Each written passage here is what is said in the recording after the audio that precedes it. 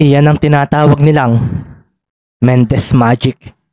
Sabi naman sa sarili ni Kyle na ngiting-ngiti sa nakita niyang laro ni Mendez sa unang quarter pa lang ng laban.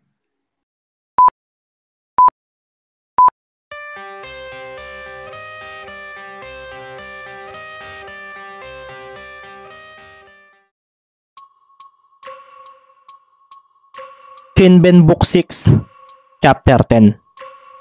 Lumilipat na nga ang momentum sa Calapan City kaso sa huling mga plays ng laban ay bigla na lang nagpakita ng pangil ang Cavite Ballers sa pamamagitan ng magaling na galawan mula sa ace player nilang si Willie De Ocampo. Hindi lang kasi basta sila maglalaro ngayong season sa Maharlika dahil dito na rin malalaman ang kapalaran nila sa team na ito. Ang mag-champion ngayong season ang pinakang main objective lang nila at kapag hindi nila ito nagawa ay katapusan na rin ito ng pinagsamahan nila bilang isang team. Ang matalo nga rin sa Calapan City na isang bagong team sa liga ay magiging isang malaking dago kaagad sa kanila.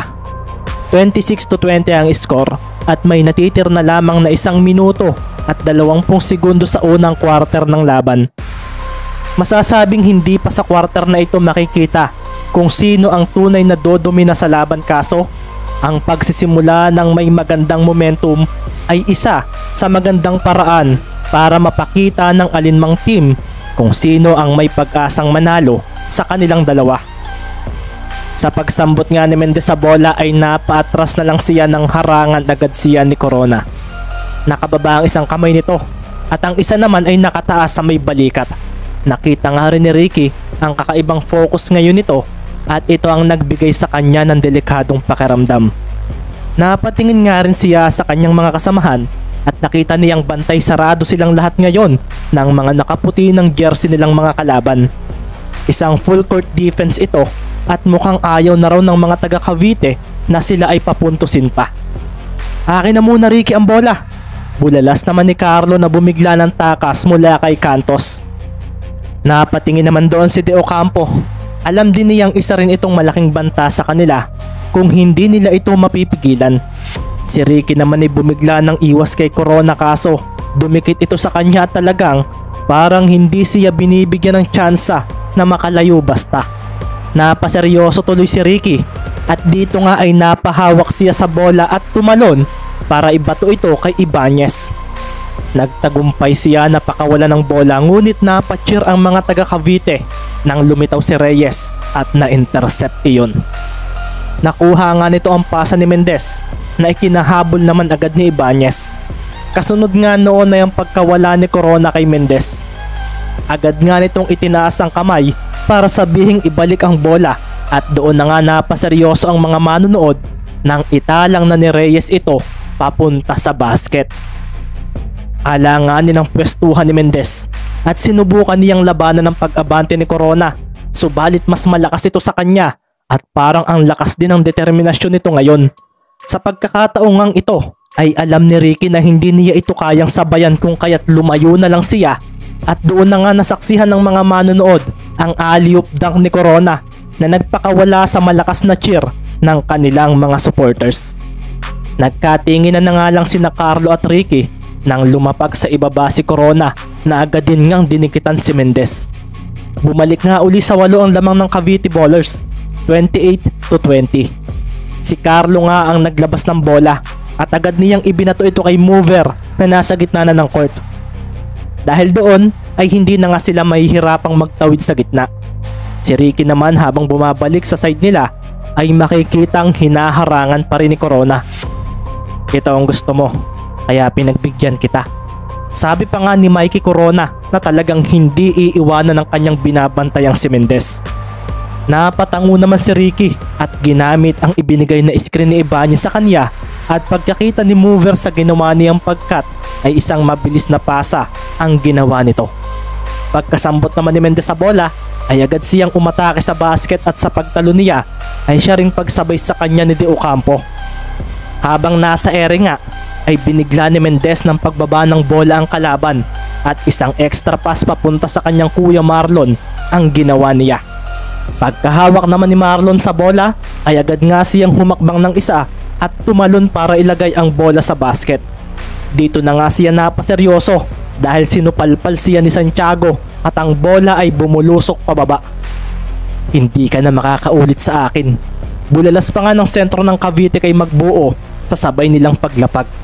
Ang bola naman ay nakuha ni Cantos at dito nga ay agad niyang ibinato ito sa tumatakbo na kaagad na sina Reyes at Corona. Ibinato na nito iyon kaso umalingaw-ngaw ang pagpalo ng isang player na nakaasul sa bola. Ang mga manonood ay napaseryoso nang lumapag si Mendez na hawak ang bola at doon na nga agad na napaseryoso ang mga players ng Cavite. Si Ricky naman ay agad na tumingin sa basket at si Cantos naman ay agad na humakbang palapit dito. Pero sa pagkakataong iyon ay biglang ibinato ni Ricky ang bola sa isa niyang kakampi na ngayon ay nasa corner. Kinakalimutan na ninyo si Kuya Marky. Sabi nga ni Mendez at pagsambot nili sa bola ay agad itong tumalon at nagpakawala ng tres sa paborito niyang spot. Hinalit ng bola ang basket at si Mendez ay itinaas pa ang kanyang isang kamay matapos iyon. Huwag kayong kabahan kung ginagalingan ng kalaban. Kaya naman nating makipagsabayan sa kanila. Bulalas ni Mendez at ang mga kasamahan niya sa loob ng court ay napakuyom at napatango. Si De Ocampo naman ay napatingin kay Mendez at nang tumingin ito sa kanya ay nakita niya ang malakas na datingan ng manlalarong iyon. Lalaban at lalaban daw talaga ito. At kahit ito ang pinakamaliit na manlalaro sa loob ng court ay hindi man lang daw niya maramdaman na disadvantage ito rito. Bumalik nga ang bola sa Cavite at ngayon nga ay sinambot na agad ito ni Corona na ngayon ay napaseryoso nang harangan agad siya ni Mendez. Mabilis na gumagalaw ang mga paa nito ng pakaliwat pakanan at nangaabante na nga ang may hawak sa bola ay doon na nga napaseryoso si Corona. Sinundot ni Mendez ang bolang pinapatalbog ni Corona at dito ay agad siyang napangisi dahil agad niya itong naiiwas at nang makita niya si Reyes ay agad niyang ipinasa rito ito. Delikado pa rin ako. Masyadong mabilis ang kamay nito. Sabi na nga lang ni Corona sa sarili at nang paparating na ang bola kay Reyes ay bigla na lang sumulpot si Flores upang paluin iyon. Si De Ocampo naman ay napabalik at nang makita niyang nahawakan na ni Mendez ang bola ay agad itong pumunta sa 3-point area. Binabawi nga raw uli ng mga ito ang momentum at hindi raw niya hahayaan ito. Ibinigay nga ni De Ocampo ang buong bilis niya at sa pagdating niya sa tabi ni Mendez ay napaseryoso siya nang wala na roon ng bola. Nakarinig na nga lang siya ng isang talbog sa likuran niya at naroon na ang kanyang hinahanap. Isang mabilis na bounce pass ang ginawa ni Mendez at pagkakuha ng dumating na si Ibanez sa bola ay target na kaagad niya ang basket. Pinatalbog niya ang bola at hindi na nga siya nagdalawang isip pa na umatake. Tumalon nga siya at doon naman biglang lumitaw si Corona. Wala akong pakialam kung ma-foul mo ako. Bulalas nga ni Mikey sa sarili at si Ibanez naman ay mabilis na iniiwas ang bola sa mga kamay niya. Pagkatapos nga noon ay doon na idinakdak ni Ibanez ang bola at dito na nga natulala ang mga manonood dahil napangisi na lang bigla si Mikey Corona dahil nasupalpal niya pa rin ang kalaban. Si Ibanez nga ay napaseryoso na lang dahil ang bola ay tumapon na nga pabalik at ang mga manlalaro ng Cavite sa bench nila ay napatayo na lang at napacheer. Si Mendez, bulalas naman ni Coach De La Rosa at si Reyes at Cantos ay mabilis na hinabol ang pinakamaliit na player sa loob ng court. 15 segundo na nga lamang ang natitira sa unang quarter at pakiramdam ng mga manonood ay crucial minutes na ang natitira ng mga sandaling iyon.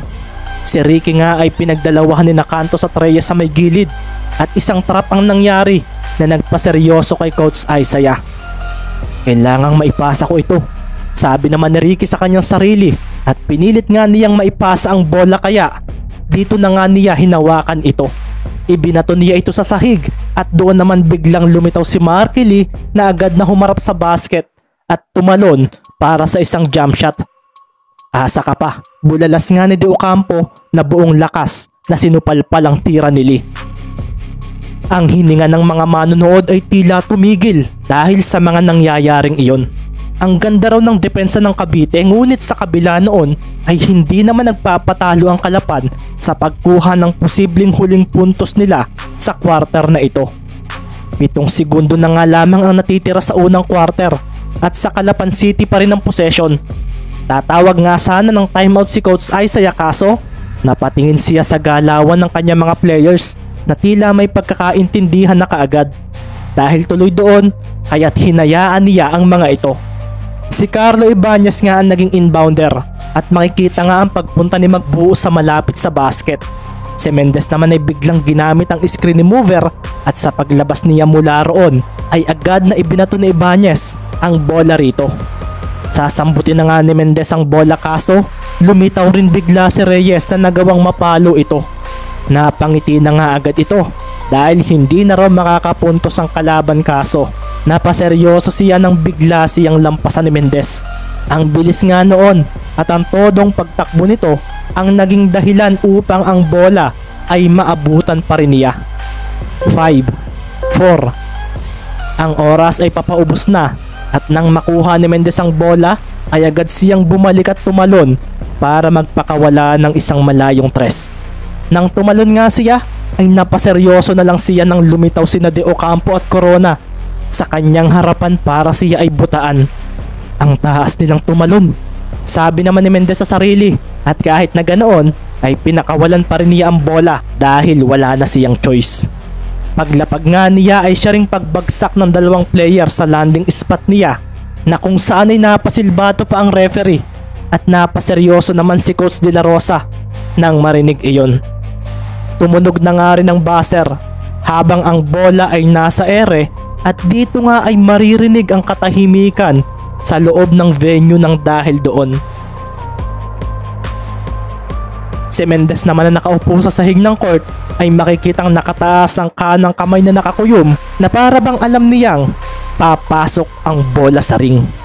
Hinalit ng bola ang basket at ang daming napamura ng dahil doon. Kasunod nga ng pagbagsak ng bola sa sahig ay ang pagngiti ni Mendez na agad namang tinulungang tumayo ni De Ocampo at Corona na kinabugan ng dibdib. Paano mo iyon nagawa? Naibulalas na nga lang ni Corona at si Ricky Mendez naman ay napatango at napatingin sa referee.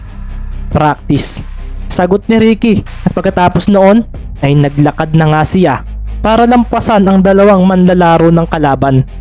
Si Mikey Corona nga ang natawagan ng foul at mabibigyan pa nga si Mendez ng isang free throw na naging dahilan upang ang unang quarter ng laban ay matapos sa score na 28-27.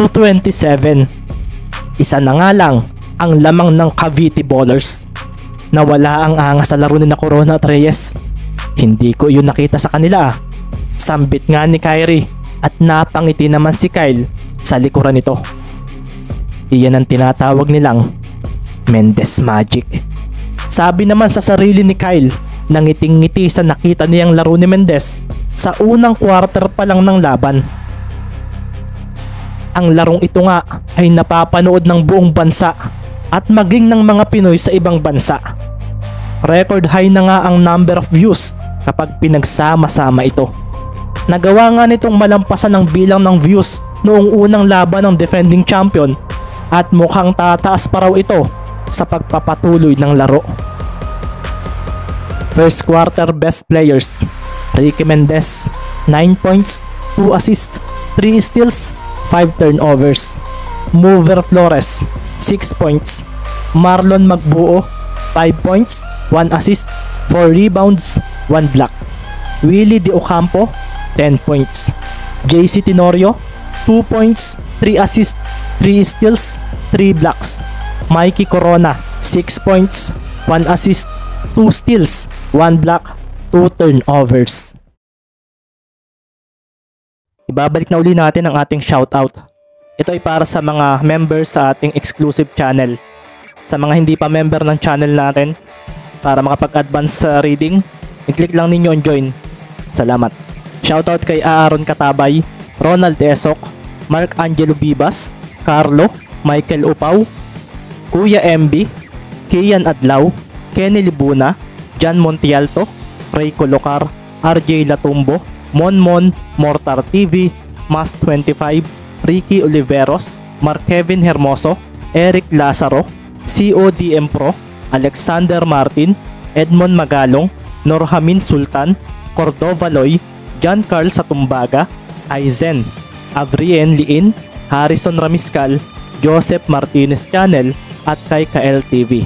Maraming salamat sa inyong lahat.